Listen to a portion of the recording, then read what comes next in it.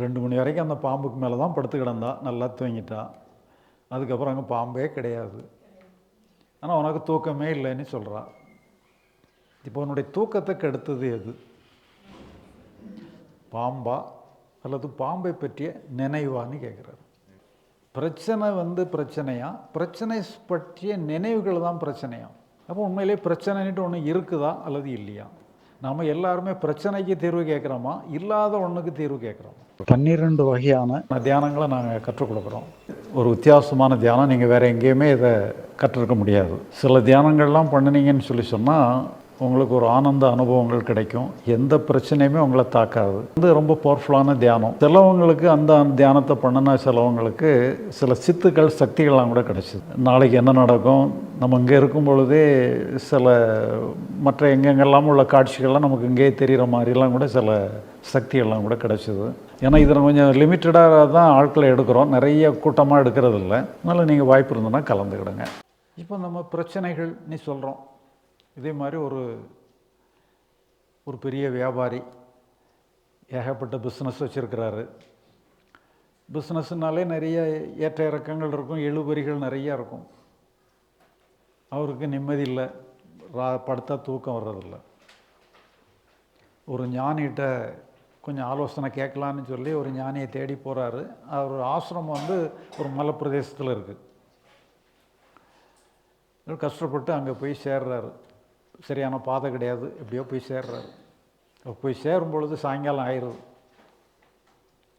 அப்போ அந்த ஞானியை அவரை உபசரித்து அவருக்கு சாப்பாடு பழம் போட்டு, இப்போ அன்றைக்கி ரெஸ்ட் எடு, நம்ம நாளைக்கு சாவகாசமாக பேசுவோம் இன்னும் சொல்லி, இங்கே பெட்டெல்லாம் போதுமானபடி இருக்காது, என் பெட்டு தான் கொஞ்சம் பரவாயில்லாமல் இருக்கும். என் பெட்டே நான் உனக்கு தந்துடுறேன், நான் வேறு எங்கேயாவது படுத்துக்கிடுறேன், நீ கொஞ்சம் பெரிய வசதியானவன், வசதியிலேயே படுத்து பழகினவன் சொல்லி அந்த சாமியார் தன்னுடைய பெட்டை அவர் கொடுத்துட்றாரு. இவரும் அந்த பெட்டில் படுக்கிறாரு. அது கொஞ்சம் நல்லா ஸ்ப்ரிங் ஆக்ஷனோடு இருக்குது அந்த பெட்டு. இவர் புரண்டு படுத்தாலும் அது நல்லா நெளிஞ்சு கொடுக்குற மாதிரி நல்லா ஸ்ப்ரிங் ஆக்ஷனோடு இருக்குது. இவர் நிம்மதியாக படுத்து தூங்கிடுறார். ஒரு 2 மணி இருக்கும், யாரோ கதவை தட்டுற மாதிரி சத்தம் கேட்குது. அப்போ எழும்பி கதவை திறந்து பார்த்தானா அந்த ஞானி தான் நின்றுட்டுருக்காரு. என்ன சாமி இப்போ வந்திருக்கீங்க, பெட்டு வேணுமா, நானும் வேறு இடத்துக்கு போயிடட்டுமான்னு கேட்குறாரு. இல்லை வேண்டாம், நீ படுத்துக்க, நான் அவசரத்தில் என் செல்ல பிள்ளையை விட்டுட்டு போயிட்டேன், இப்போ தான் நினைவு வந்தது, அதனால் வந்தேன்னு சொல்லி அவர் அந்த வியாபாரி படுத்திருந்த பெட்டை தூக்கி உள்ளேருந்து ஒரு பெரிய கருணாக பாம்பு உருவி எடுத்து தோளில் போட்டுக்கிட்டு, சரியப்பா நீ படுத்து தூங்கு, நம்ம நாளைக்கு சந்திப்போன்ட்டு போயிடுறாரு. அப்புறம் அதுக்கு பிறகு படுத்தா அவருக்கு தூக்கம் வரமா இருக்கு. அது வரைக்கும் அந்த பாம்புக்கு மேலே தான் படுத்திருந்தார். அது இப்போ பெட்டு நெளிஞ்சு கொடுக்கும்போது ஏதோ ஸ்ப்ரிங் ஆக்ஷன் நினச்சிக்கிட்டாரு. அதுக்கு உண்மையிலே ஸ்ப்ரிங் ஆக்ஷன் தான். அதுக்கப்புறம் படுத்தாலும் ஸ்ப்ரிங் ஆக்ஷனில் பெட்டு நெளிஞ்சு கொடுக்க தான் செய்யும். அப்படியே கொட்டை விழிச்சிட்டு அப்புறம் மறுநாள் காலையில் போய் அந்த ஞானியை பார்க்குறாரு. அப்போ கேட்குறாரு, இப்படிப்பா நல்லா தூங்கினேன்னு கேட்குறாரு. சாமி 2 மணி வரைக்கும் நல்லா தான் தூங்கினேன், எப்போ நீங்கள் உங்கள் செல்ல பிள்ளை எடுத்துகிட்டு போனீங்களோ அதிலிருந்து என் தூக்கமே போச்சுன்னாரு. அப்போ அவர் கேட்குறாரு, 2 மணி வரைக்கும் அந்த பாம்புக்கு மேலே தான் படுத்து கிடந்தா, நல்லா தூங்கிட்டா, அதுக்கப்புறம் அங்கே பாம்பே கிடையாது, ஆனால் உனக்கு தூக்கமே இல்லைன்னு சொல்கிறா. இப்போ உன்னுடைய தூக்கத்தை கெடுத்தது எது? பாம்பா அல்லது பாம்பை பற்றிய நினைவான்னு கேட்குறாரு. ஏன்னா பாம்பு போயிட்டு நான் பாம்பை பற்றிய நினைவு போகலை. இப்போ இதே மாதிரி தான் நம்ம எல்லா பிரச்சனைகளும். பிரச்சனை பிரச்சனையா, பிரச்சனை பற்றிய நினைவுகள் தான் பிரச்சனையா?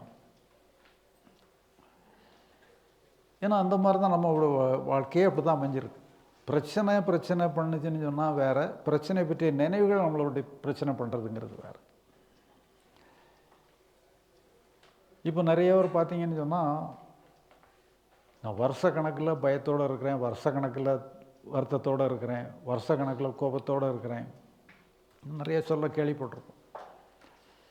பல வருஷமாக துயரத்தோடு இருக்கிறேன்பாங்க. இதே மாதிரி தான் ஒரு அரசவைக்கு ஒரு ஞானி வாராரு. அப்போ அந்த அரசவையில் மந்திரி பிரதானிகள்லாம் இருக்கிறாங்க, அரசர் இருக்கிறாரு. எல்லோரும் இந்த ஞானிகிட்ட ஆலோசனை கேட்குறாங்க.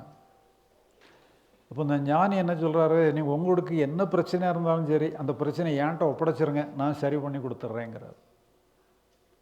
அப்போ எல்லாருடைய சார்பில் அந்த அரசர் பேசுகிறார். சாமி, பிரச்சனை வெளியே இருந்தால் உங்கள்கிட்ட தூக்கி ஒப்படைச்சிடலாம், பிரச்சனைலாம் எங்கள் மனசுக்குள்ளே இருக்குது. மனசுக்குள்ளே இருக்கிற பிரச்சனை எப்படி சாமி உங்கள்கிட்ட ஒப்படைக்க முடியும் சொல்லி அந்த அரசர் கேட்குறார். சரி, இதுவும் நியாயமான கேள்வி தான். மனசுக்குள்ளே இருக்க பிரச்சனையை ஒப்படைக்கிறது கஷ்டம்தான். சரி, மனசுக்குள்ளே தான் பிரச்சனை இருக்குதா, அது நல்லா தெரியுமான்னு கேட்குறாரு. ஆமாம் சாமி, அதில் எந்த சந்தேகமும் இல்லை, எங்கள் மனசுக்குள்ளே தான் பிரச்சனை இருக்குது. சரி, அப்போ மனசுக்குள்ளே பிரச்சனை இருந்தால் அது எங்கேயாவது ஒரு இடத்துல இருக்கும். அது எங்கே தான் இருக்குதுன்னு சொல்லி நீ உன் மனசுக்குள்ளே கண்டுபிடிச்சா போதும். அது எங்கே மையம் கொண்டு இருக்குன்னு சொல்லி உன்னுடைய மனசுக்குள்ளே உன்னுடைய பிரச்சனை எங்கே மையம் கொண்டு இருக்குன்னு கண்டுபிடி, நான் அங்கேயே வந்து சரி பண்ணிடுறேங்கிறார். அப்போ அந்த அரசர் எல்லாருமே வந்து தன்னுடைய மனசுக்குள்ளே எட்டி பார்க்குறாங்க. எட்டி பார்த்தா உள்ள ஒன்றையுமே காணுமேங்கிறாங்க. சாமி, உள்ளே எட்டி பார்த்தா உள்ள ஒன்றையுமே தெரியலையேங்கிறாங்க. அப்போ அந்த ஞானி கேட்குறாரு, இப்போ நீ தான் உன்னுடைய பிரச்சனை இருக்குன்னா, நீ தான் உன்னுடைய மனசுக்குள்ளே இருக்குன்னு சொன்னான், இப்போ உள்ள ஒன்றுமே இல்லைங்கிறா. அப்போ உண்மையிலே பிரச்சனைன்ட்டு ஒன்று இருக்குதா அல்லது இல்லையா? இருக்கிற பிரச்சனைக்கு தீர்வு கேட்குறியா அல்லது இல்லாத பிரச்சனைக்கு தீர்வு கேட்குறியா? ஏன்னா எல்லாருமே பிரச்சனைன்னு சொல்கிறோம், கிட்ட போனால் அங்கே ஒன்றையுமே காணும். அப்போ உண்மையிலே பிரச்சனைன்ட்டு ஒன்று இருக்குதா அல்லது இல்லையா? நம்ம எல்லாருமே பிரச்சனைக்கு தீர்வு கேட்குறோமா, இல்லாத ஒன்றுக்கு தீர்வு கேட்குறோமா? இப்போ இதே மாதிரி இன்னொரு இது வந்து அந்த காலத்தில் புராண காலங்களிலே உள்ள ஒரு கதை.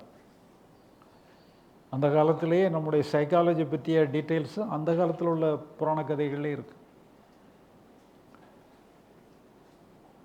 தேவர்கள் அசுரர்கள் கேள்விப்பட்டிருப்பீங்க. 2 பேரும் சண்டை போட்டுக்கிட்டே இருப்பாங்க.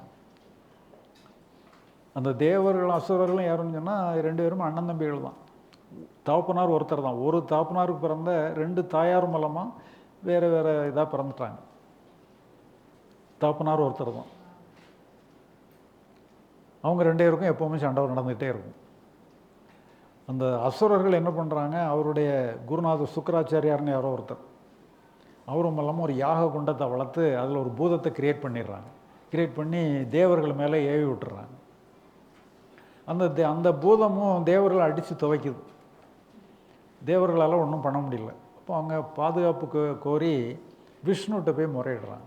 இப்படி ஒரு பூதத்தை ஏவி விடுறாங்க, அந்த பூதத்தை எங்களால் ஒன்றுமே பண்ண முடியல, என்ன பண்ணுறதுன்னு சொல்லி ஆலோசனை கேட்குறாங்க. அப்போ விஷ்ணு என்ன சொல்கிறாரு, அந்த பூதத்துக்கு மனசுன்னுட்டு ஒன்றுமே கிடையாது, அதனால் அதை நீங்கள் போரிட்டு ஜெயிக்கவே முடியாது சொல்லிடுறாரு. சொல்லிவிட்டு ஆனால் நீங்கள் என்ன பண்ணுங்க, அந்த பூதத்துக்கிட்ட சண்டை போடுற மாதிரி சண்டை போடுங்க. உண்மையிலே சண்டை போடாதுங்க, சண்டை போட்டு உங்களை ஜெயிக்க முடியாது. நீங்கள் சண்டை போடுற மாதிரி சண்டை போட்டு தப்பி ஓடி வந்துடுங்க. அப்படி ஒரு 3 தடவை பண்ணுங்கிறார். அதே மாதிரி இவங்களும் ஒரு 3 தடவை பண்ணுறாங்க. 3 தடவை பண்ணிவிட்டு தப்பி ஓடி வந்துடுறாங்க. அதுக்கப்புறம் என்ன பண்ணுறதுன்னு சொல்லி 4வது தடவை என்ன பண்ணலான்னு கேட்குறாங்க. அப்போ நீங்கள் என்னமோ நேரடியாக உண்மையிலே சண்டை போட்டுடலாம்னு சொன்னோன்னா 4வது தடவை தேவர்களாக அந்த பூதத்தை சண்டை போட்டு அந்த பூதத்தை டெஸ்ட்ராய் பண்ணிடுறாங்க. இப்போ இதில் என்ன சொல்லப்படுதுன்னு சொன்னால், அந்த 3 தடவை அவங்க சண்டை போடுற மாதிரி சண்டை போட்டு தப்பி ஓடனது வந்து ஒரு மெமரி மாதிரி அந்த பூதத்துக்கு ரெக்கார்ட் ஆகிடும்.